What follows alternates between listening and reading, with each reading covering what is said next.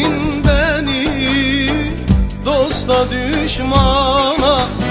Ölsem de aşkından yalvarmam sana.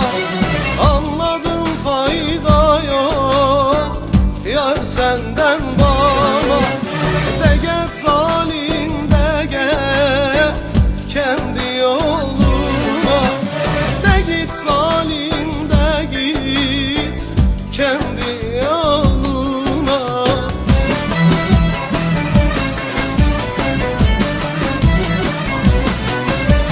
Ömrümü yedin aman aman, yetti artık tamam tamam.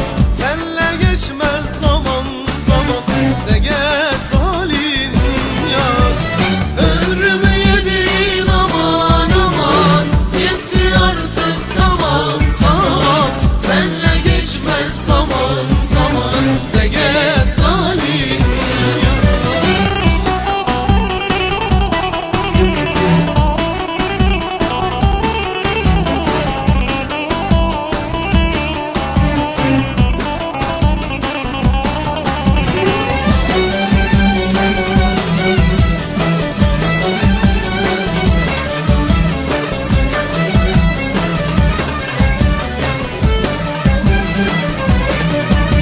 Sen bana çektirdin, sen de çekersin. Bir gün gelir ektiğini biçersin. Bu aşkın zehrini sen de içersin. Ağla zalim